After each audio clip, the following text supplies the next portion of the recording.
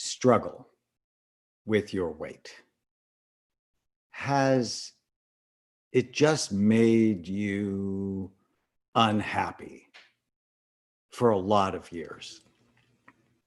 So when I did genetic testing, as a psychiatrist, we're starting to use genetic testing in clinical practice. My tests say I should be obese, said I had a greater chance of being obese.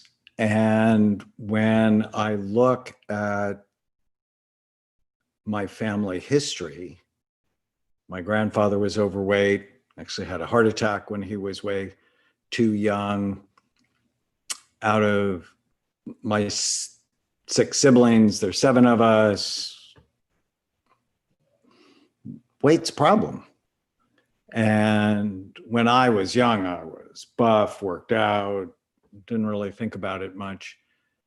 But then in my late 20s until 50, 45, it was just a war. And I had tried every diet, ketogenic, low fat, low calorie, and it was frustrating. And then a colleague of mine published a study that said as your weight went up, the physical size of your brain went down. If you were overweight, you actually had significantly less volume in your brain and your brain looked older. And if you were obese, you had the double of the loss of volume and your brain looked older still. And that was the moment because, since we've been doing our brain imaging work at Amen Clinics, I've cared about my brain for the last 30 years. And I would never want to do anything purposefully to hurt it. And that was the study that caused me to lose about 30 pounds. And I'm not really, and I've not put it back, even though before growing up, my dad would call me a yo-yo. And that's how I felt with the whole diet thing. And I'm not a yo-yo anymore. Why? Because I got serious. So the one thing, and I'm going to demonstrate it to you tonight, the one secret to losing weight is if you care about your brain, if you care about yourself, if you care about your spouse, if you care about your children, you're going to get your weight under control because there is a linear correlation. As your weight goes up, the function of your brain goes down. And as I've often said in lectures, that should scare the fat off anyone. So after I read that original study many years ago, we went and looked at our normal database. So at Amen Clinics, we've collected this monster database of brain scans related to behavior. We've done over 160,000 scans on patients from 150 countries. So I'm pretty excited about that. And in the process, we grabbed 120 normal folks, people who didn't have a psychiatric problem, no head injury, no substance abuse, no medical conditions, and no first-degree relative with a psychiatric problem. But we didn't at the time know that obesity, actually even being overweight, was a risk factor to hurt your brain. So we went and looked at the people in our database who were overweight or obese versus those who were at a healthy weight. And we replicated what Dr. Raji found at the University of Pittsburgh. As their weight went up, and now not structure, because SPECT looks at function, that blood flow and activity patterns in the brain were significantly less, especially in the front part of the brain. Stunning. And we published that in the Nature journal, Obesity, probably the premier obesity journal in the world. And then, and this is around 2012, I was doing my NFL study. So at Amen Clinics, we scanned and treated over 300 active and former NFL players. And I'm like, well, let's look at weight and the brain in people who already had brain issues. And so we matched players by the same position, because you don't want to do an offensive lineman with a cornerback. And we looked at the players who were at a healthy weight versus those who were obese. And we found virtually the same thing. And then just today, in the Journal of Alzheimer's Disease, they published a brand new study of mine that I am going to share with you. Let's see. Share my screen. And here is a study, patterns of regional blood flow as a function of obesity in adults. And we have a child paper coming after this one. I published it with my colleague Joe Wu from UC Irvine. Joe and I have been friends for decades. He used to be the director of the brain imaging lab at UCI. My friend Noble George, who is at Johns Hopkins in Baltimore, Andy Newberg at Thomas Jefferson. And what we did is we realized that obesity is a risk factor for Alzheimer's disease, depression, and a number of other psychiatric problems. And if we can understand the mechanism, understanding this risk factor, it'll give us a better understanding of obesity and the mind. And so what we did is we took a large group of patients, I call it a psychiatric cohort, with 35,442 brain scans across 17,721 adults. At Amen Clinics, most people get 2 scans, one at rest, one when you concentrate. The age range was 18 to 94. We did brain SPECT imaging. SPECT is a nuclear medicine study that looks at blood flow and activity, looks at how your brain works. And we compared the SPECT scans of people who are underweight by the BMI, body mass index. So normal is 18.5 to 25. Overweight is 25 to 30. Obese is 30 to 40. Morbidly obese is over 40.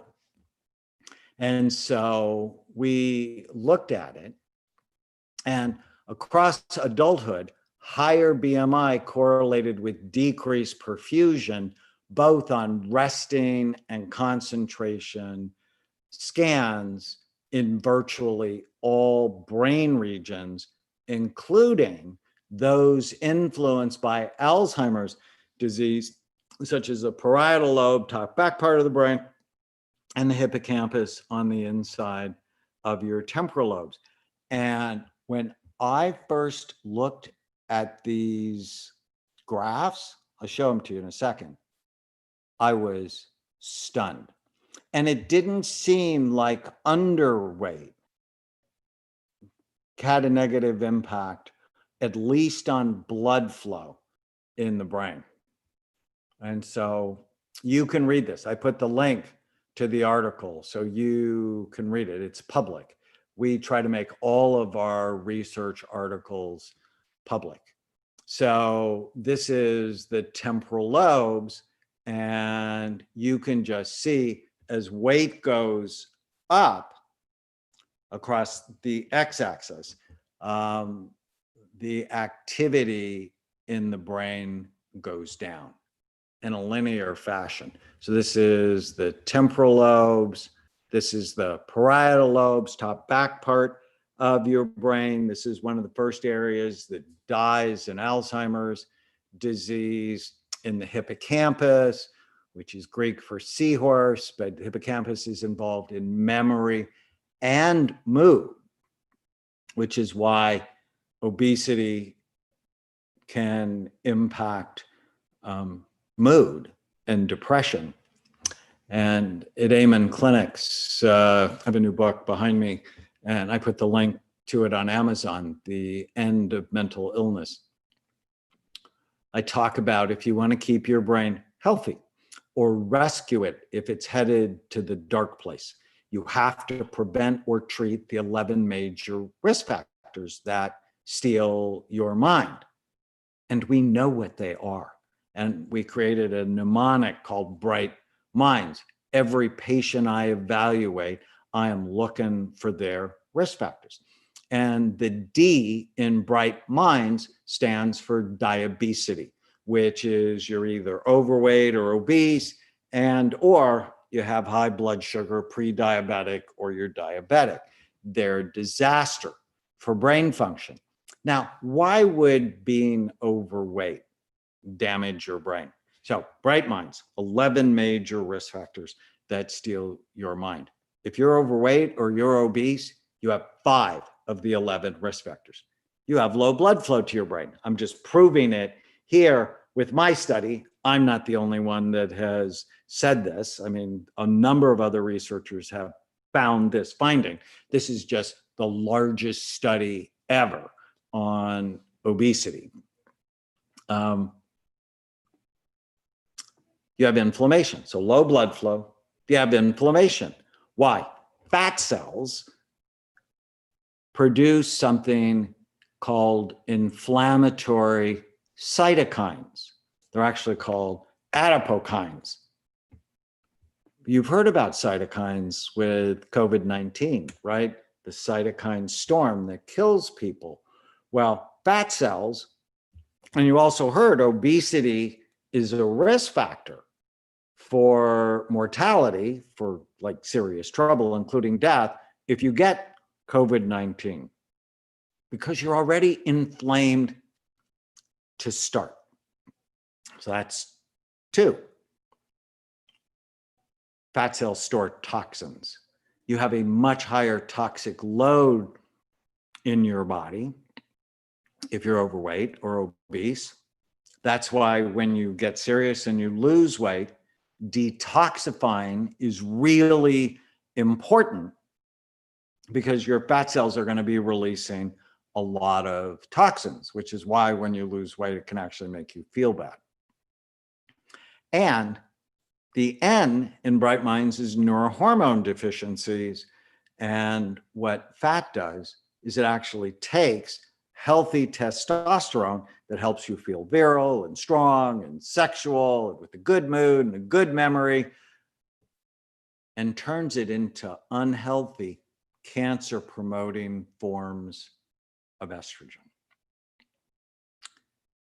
when you're overweight. So diabesity, you have that one, lower blood flow, higher inflammation, toxins, and hormone issues. This is not good. That's why during COVID-19, I don't know about you. I mean, I sort of know about you. You were stressed. You're still stressed. This thing still isn't going away. I was stressed. Um, the End of Mental Illness had just come out March 3rd. I was running around the country. I went to Tampa, and the first cases of the virus were there when I'm there. And I went to Atlanta. First cases of the virus were there when I'm there. And then I came home for a couple of days, and March 10th, I'm in my bathroom on my way to go to New York because the Mel Robbins show was going to do a whole show on my work. We had scanned Mel, and it was going to be great and great publicity for the End of Mental Illness. And I got a call in my bathroom saying, don't come. They just closed the studio. Well, how terrible is that? How frightening is that? And quite frankly, I was happy not to get on a plane with COVID-19. And then my mom got pneumonia, and I tested her. She had COVID-19. My dad got pneumonia. He had COVID-19, and my dad had been sick recently. My sister got COVID-19, and I'm worried sick about my parents, and I can't visit them. And then we at Amen Clinics, we have 8 clinics around the country. One of our young employees, right? Everybody thinks this is a disease of old people. No, got COVID-19, was on a ventilator in Manhattan. I was horrified. And so there was a lot of stress during the pandemic, and a lot of good things, right? More family time, more time to sort of rethink your life. But there was a lot of stress. And I just started noticing my pants were tighter. And I'm pretty thoughtful about what I eat in general, knowing I have the tendency to be overweight. I mean, I can look at cake and gain a pound. Some of you I know are like that. And when I'm like, okay, this isn't right. And I really wasn't putting on much weight. What I was doing was actually putting more fat around my belly, because that's what chronic stress does. It's called the COVID cushion. Stress takes testosterone and turns it into cortisol, which is the stress hormone, to manage just the day-to-day stress from watching the news or watching the cases and so on. And I'm like, no, I'm not okay with this, because I've done this research. And what I do is I have a little note thing on my phone, just notes. I write down everything I eat. And I knew if I ate 1,500 calories a day, probably lose half a pound a week. And over the last month, I actually lost 4 pounds. Now, people who need to lose 50 pounds are like, oh, it's no big deal. Pick up a 4-pound weight and just carry it around for 20 minutes. And you're going to go, okay, that's a big deal. Why? I don't want to hurt my brain. I love my brain. I want it to work right, because then my relationships are better. My money's better. My health is better. My everything is better when your brain is better. So continuing down, posterior cingulates toward the back of the brain. This is one of the first areas that dies in Alzheimer's. This is another area called the precuneus. So, I mean, just critically important areas of the brain. And then we looked at someone with a healthy BMI, someone who is overweight, and someone who is obese. And you can just see the decreased blood flow in the brain.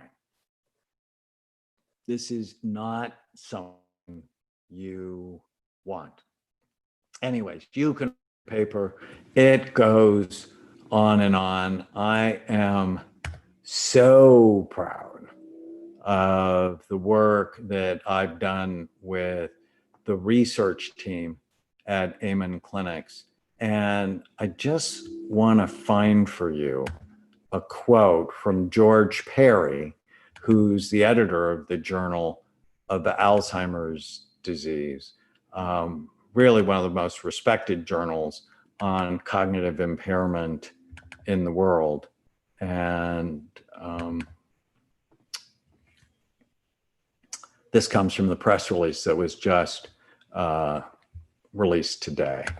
And, you know, I just couldn't be more proud. George Perry, so he's the editor-in-chief of the Journal of Alzheimer's Disease and the Semis Foundation Distinguished University Chair of Neurobiology at the University of Texas at San Antonio. He wrote, acceptance that Alzheimer's disease is a lifestyle disease, little different from other age-related diseases, that it is a sum of a lifetime, is the most important breakthrough of the decade. Dr. Amen and collaborators provide compelling evidence that obesity alters blood flow to the brain to shrink the brain and promote Alzheimer's disease. This is a major advance because it directly demonstrates the brain responds to our body. I'm really grateful for his support, and I'm grateful to the journal for publishing our work. You can do this. You can get to a healthy weight. The secret for me was I knew if I didn't get my weight under control, I would shrink my brain and decrease my cognitive abilities as I age. I just turned 66. I have no interest in having an older brain. I've seen thousands of them, and I don't want you to want an older brain either.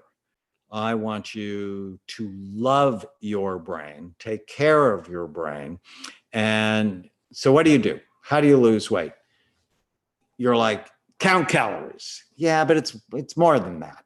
You should count calories, because if you eat more than you expend, you're going to gain weight. And all the people that say you don't need to count calories, personally, I think they're insane, and I'm a psychiatrist.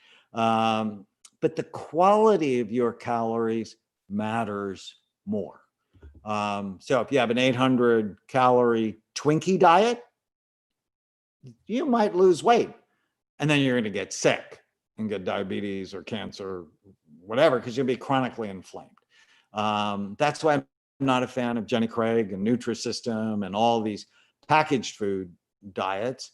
I'm really a fan of whole food and eating foods that love you back. Eating foods you love that love you back. And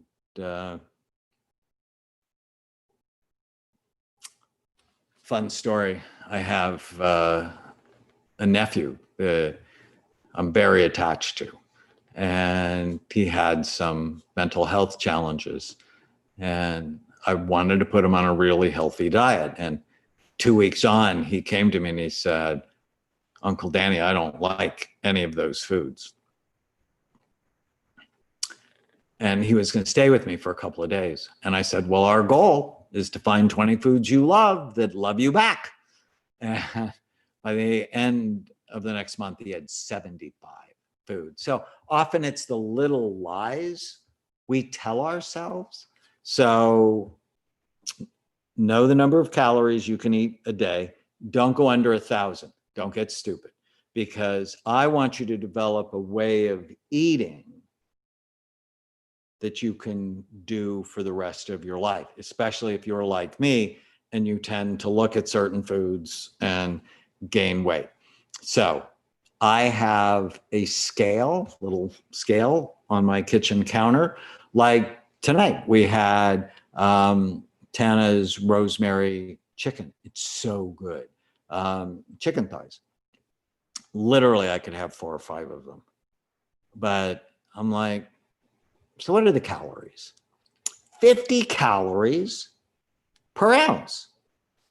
And so, I'd have had 10 ounces, except that's 500 calories. And it's sort of not in the budget that a third of my calories are just from the chicken. Nah, that's a bad idea. So I had 250 calories. And then grilled onions, they were spectacular. Grilled bell peppers and a big salad. And I was super happy. And then BrainMD, our supplement company, makes brain on Joy bars, chocolate coconut bars, no sugar, no dairy, high fiber. They taste great. So I had one of those, and it all works with the calories. Now, for me, I do intermittent fasting pretty much every day, which means if I don't eat, if I stop eating at 7, so the beautiful thing is it stops nighttime eating, then 14 to 16 hours go without food. And so I'll eat 10 or 11 the next morning, and that's the intermittent fasting. Maybe have some eggs and frozen blueberries, a salad for lunch with some protein. I had a Pluto today and some cherries, some pistachio nuts. I'm just eating foods, all of those things I love. Because a lot of people go, oh, it's boring to eat that way. I'm like, no, being overweight is boring. I've done that. Being sick, that's boring. Having pain in your knees because you haven't been watching your weight, that's boring. It's the mindset. You got to get your mind right. If you saw those graphs as your weight went up, the size and function of your brain goes down, I don't want that for you. And I know some people go, now you're body shaming. And I just revert to John in the New Testament, chapter 8, verse 32, know the truth. The truth will set you free. This is the biggest brain drain in the history of the United States. 72% of the population is overweight. 42% of us are obese. It's the biggest brain drain in the history of the United States. We can do better. We should do better. We must do better, not only for yourself, but for the people you love. You want to learn more about this, get my book. The End of Mental Illness was USA Today bestseller. Thank you for all of those who have purchased it. I'm very proud of it. And I basically argue, get rid of the term mental illness, because they're not. They're brain health issues that steal your mind. And very few psychiatrists will actually talk to you about your weight. But if you come to see us at Amen Clinics, we want to get you healthy, your brain healthy, and your mind healthy. Thanks so much for watching.